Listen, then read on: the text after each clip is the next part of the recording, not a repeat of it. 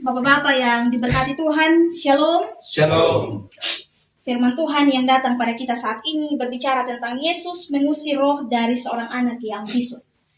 Mungkin kita pernah mendengar dalam kita punya kehidupan, atau mungkin kita punya pengalaman bahwa menjadi orang yang beriman itu harus kuat. Apalagi kalau dia ini bukan orang yang main-main, dia punya jabatan dalam pelayanan. Entahkah dia pendeta, entahkah dia majelis, entahkah dia vikaris, entahkah dia pengurus kategorial yang rajin dan mengambil bagian dalam ibadat. Dan jangankan itu, orang yang rajin ke gereja saja dia dituntut untuk beriman. Contohnya saja, kalau kita sedang dalam situasi yang mencekam kehidupan kita, cukup sudah jangan menangis lagi. Tuhan pasti tolong. Bahwa seolah-olah keraguan menangis itu pada saat yang sama kita tidak sedang meyakini bahwa Tuhan itu sedang menolong kita punya kehidupan. Bapak-bapak yang dikasihi oleh Tuhan, berbicara tentang iman yang demikian, apakah salah bahwa iman kita itu adalah iman yang meragu, iman yang tidak percaya, atau iman yang pada akhirnya juga di dalamnya mengandung kelemahan-kelemahan dari pribadi kita sebagai manusia. Kita baca pada bagian sabda Tuhan pada saat ini, kita menemukan tentang kisah seorang ayah. Dia punya anak ini sakit bisu. Dan dia bercerita tentang keadaan anaknya dari kecilnya. Dia punya sakit ini, ketika roh itu masuk bisa dibawa dekat api lalu membanting-banting anak ini. Dan kemudian ketika dia mendengar tentang kabar Yesus yang datang, bahwa Yesus yang datang ini cerita bukan cerita yang baru lagi telinga dari dalam telinga sang bapak ini. Dia sudah mendengar bahwa ternyata Yesus ini bisa menyembuhkan. Dan pertama-pertama juga sebelum dia bawa kepada Yesus, dia sudah bawa kepada murid-murid. Dan sang bapak ini bersaksi bilang bahwa murid-murid itu pun tidak dapat mengusir roh jahat yang ada di dalam tubuh anak itu.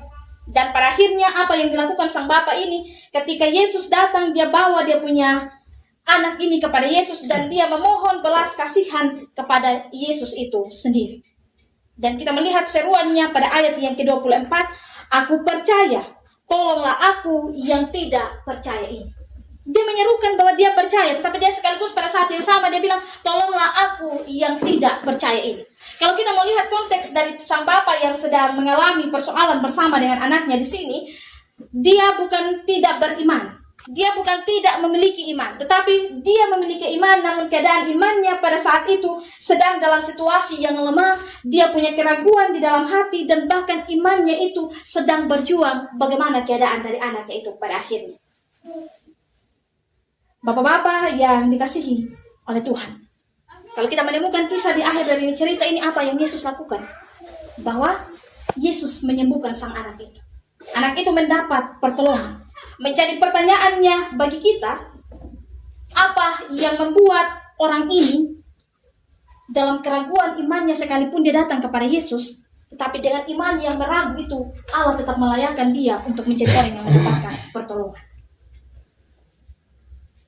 Bapak-bapak yang dikasihi Tuhan, pertama-tama yang dilakukan sang bapak ini, ia datang kepada Yesus meskipun dalam perasaan hatinya yang kecewa. Ia beriman, tetapi sekalipun dalam perasaan hati yang kecewa dengan situasi anaknya, dia sudah pergi kepada murid-murid, lalu murid-murid tidak sanggup untuk menyembuhkan dia, tidak menghalangi dia untuk dia datang kepada Yesus itu sendiri, untuk menghentikan dia punya langkah dan tidak mau berjumpa dengan Yesus. Tetapi kerinduan dan kebesaran hatinya dia untuk dia tetap mau datang kepada Yesus, dan dia percaya bahwa Sang Guru Agung itu akan menolong dia punya kehidupan. Hari ini juga mau bilang kepada kita semua bapak-bapak yang dikasihi oleh Tuhan, kalau kita menyebut kita punya diri sebagai orang percaya, seberapa besar kita punya kepercayaan, dan seberapa kali kita meragu dengan Tuhan. Ini mati sudah ini. Ini Tuhan tidak bisa tolong lagi ini. Ini selesai sudah saya di sini. Saya tidak ada jalan lagi di sini. Selesai sudah saya punya hidup ini. Saya sudah tidak layak lagi di hadapan Tuhan ini. Pilihannya saya berhenti sampai di sini sudah. Toh saya punya usaha semua, seolah-olah Tuhan menutup mata, menutup telinga, dan tidak mau menjawab saya. Membuat pilihan untuk tidak ada dalam persekutuan. Membuat pilihan untuk tidak ada dalam komisi Bapa. Mungkin orang-orang menyakiti kita di situ. Membuat pilihan untuk tidak datang ke gereja. Membuat pilihan untuk melarikan diri kepada hal-hal yang keliru. Tetapi mari kita belajar dari iman sang bapak ini, bahwa sekalipun dia datang dengan iman yang kecil, tetap dia tetap mau membawa diri kepada Tuhan. Jangan membuat diri kita, atau jangan membuat kekecewaan-kekecewaan yang ada dalam diri kita menghentikan langkah kita untuk kita datang kepada Tuhan. Pada bagian yang kedua, kita datang dan belajar tentang iman sang bapak ini. Ia mau jujur dengan kondisi imannya dia kepada Tuhan. Dia bilang, "Aku percaya, tetapi tolonglah aku yang tidak percaya ini." Dia jujur dengan dia punya iman. Dia datang dengan dia punya kelemahan. Dia tidak mau datang kepada Tuhan bahwa dia orang yang paling kuat. Dia orang yang paling tegar. Dia orang yang paling bisa. Dia jujur dengan situasi dan keadaan yang dia alami. Dia tidak membuat dia punya diri so kuat dan dia bisa menghadapi segala sesuatunya dengan sendiri. Tapi dia bilang kepada Tuhan, saya ini beriman. Tetapi sekaligus saya adalah orang yang meragu dengan Tuhan. Bapak-bapak yang dikasihi oleh Tuhan.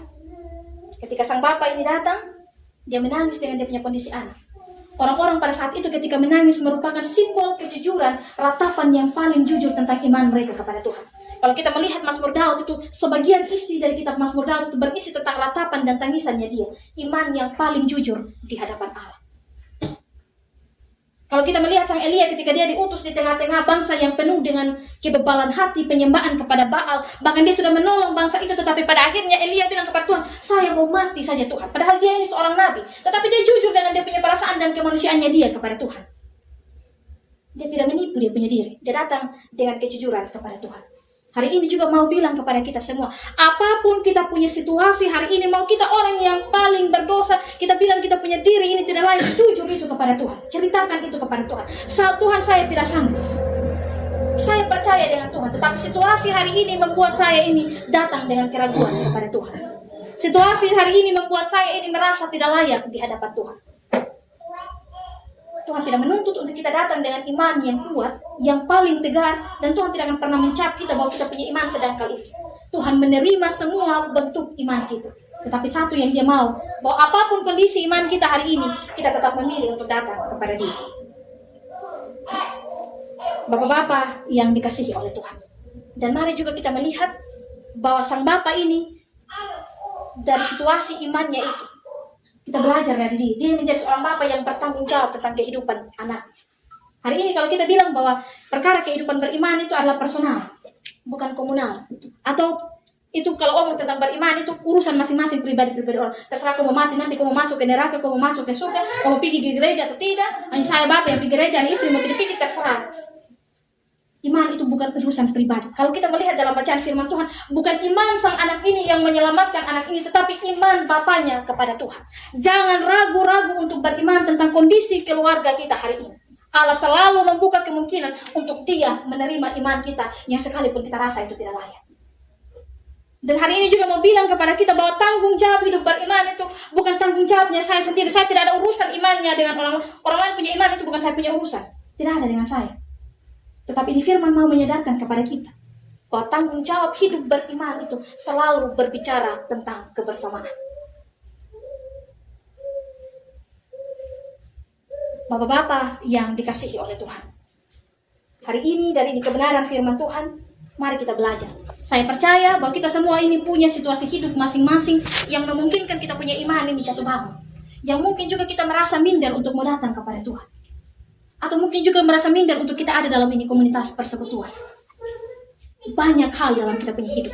Bahkan tuntutan-tuntutan dunia dalam kita punya kehidupan. Cap-cap yang orang sukasi dalam kita punya hidup. Toh masalah begini saja dia punya iman itu di mana? Lemah sekali dia. Percuma dia pergi ke gereja. Tetapi hari ini, mari kita mau bilang kepada kita. Sebesar apapun kita punya iman. Yang Allah kehendaki. Kita datang kepada dia, kita datang dengan penuh kejujuran. Bahkan iman yang tidak percaya sekalipun itu, Allah memberikan keselamatan. Kalau kita melihat dalam kisah sang anak ini.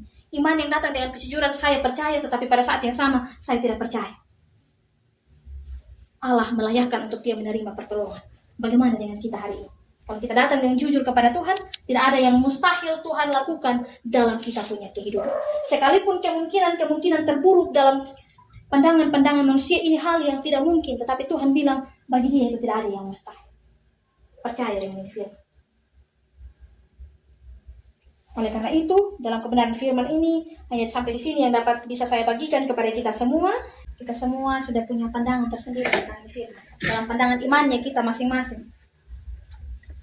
Yang perlu kita ingat bahwa sang ayah ini dia bukan datang sebagai orang yang tidak beriman sama sekali. Dia datang dengan dua realitas sekaligus dalam dia punya diri. Dia bilang dia beriman kepada Tuhan, tetapi dia punya hati ini terluka yang membuat dia sulit untuk mempercayai apa yang dia imani. Tetapi dalam ini keadaan juga perlu kita menggarisbawahi bahwa Tuhan tidak mencaci dia punya iman itu. Allah tetap melayani dia punya iman yang penuh dengan keraguan yang sangat paradoks ini. Allah terima itu dan dia punya anak mendapatkan kesembuhan. Bapak-bapak yang dikasihi oleh Tuhan, pada bagian juga tadi ada yang menarik yang dibahas oleh Om Hans tentang sang murid-murid ini. Om Ari bilang bukan hal yang baru, mereka sudah punya pengalaman untuk mengusir roh jahat. Tapi dalam ini keadaan, mereka tidak bisa mengusir ini roh yang ada dalam tubuhnya anak ini. Lalu Tuhan bilang begini kepada mereka, jenis ini tidak dapat diusir kecuali dengan berdoa. Di sini dua kemungkinan yang terdapat. Yang pertama, ketika mereka punya kuasa untuk bisa menyembuhkan, bisa jadi mereka tidak berdoa. Mereka mengandalkan itu kuasa pergi sudah roh jahat, selesai. Tetapi kemungkinan yang kedua, mereka juga berdoa. Tetapi hari ini mau bilang kepada kita bahwa bukan yang susah, tidak susah untuk menjadi orang yang berdoa. Sama sekali tidak susah untuk berdoa. Tetapi yang susah bagi kita hari ini adalah mengimani apa yang kita doakan. Itu yang susah. Kita boleh minta panjang lebar, atur kata-kata yang paling indah di hadapan Tuhan. Kita mau datang dengan kita punya air mata. Itu sangat tidak susah. Tetapi hari ini yang sulit bagi kita adalah mengimani apa yang kita doakan. Makanya ada yang bilang bahwa kalau kita masih berdoa ragu-ragu, kita belum meyakini bahwa Tuhan menjawab kita punya doa. Doa terus sampai kita yakin baru amin. Dan dari bagian firman Tuhan juga pada saat ini kita belajar dari Tuhan itu sendiri. Ketika sang ayah ini datang, dia berdoa minta supaya dia datang minta kepada Tuhan untuk sembuhkan dia punya anak. Tuhan tidak langsung bilang sembuhkan ini anak atau pergilah roh jahat. Tetapi apa yang Tuhan buat? Yang pertama-tama Tuhan buat adalah dia memperbaiki iman dari sang ayah itu sendiri. Jika engkau dapat, dia bilang pertama. Tetapi Tuhan bilang bagi orang percaya tidak ada yang mustahil. Dia perbaiki imannya ini sang ayah dia tolong ini anak. Hari ini juga mau bilang kepada kita bahwa dalam segala sesuatu yang kita gumuli, yang kita minta hari ini, yang kita belum dapat dia punya hasil, Tuhan mungkin sedang berbicara, perbaiki kita punya iman. Ini kita punya iman hari ini, perbaiki ini dulu. Sampai kita benar-benar percaya bahwa hanya Allah yang sanggup untuk menolong kita. Untuk saya punya Bapa terkasih di tempat ini, hari ini firman Tuhan yang datang dalam segala situasinya Bapa. Tidak ada yang tersembunyi di Tuhan punya hadapan. Kalau iman yang meragu ini saja, ini Bapak punya iman yang meragu, yang percaya sekaligus tidak percaya saja dia bisa tolong itu anak. Dan hari ini saya mau bilang bahwa kalau Bapak punya iman yang utuh itu Tuhan terima dan Tuhan dengar itu. Firman bilang, jadilah padamu menurut imanmu. Jadilah padamu menurut iman keluarga. Dan jadilah padamu menurut iman kita semua yang ada pada saat ini. Bagi orang percaya, tidak ada yang mustahil. Sekiranya iman ini yang Bapak hidupi di tengah-tengah situasi, sekalipun kita tidak melihat kemungkinan itu, tetapi Allah selalu membuat kemungkinan-kemungkinan dalam kita punya hidup. Dia mau kita beriman, maka Tuhan mengizinkan jalan-jalan iman dalam kita punya kehidupan. Tuhan memberkati dan menolong kita dengan firman-Nya. Amin.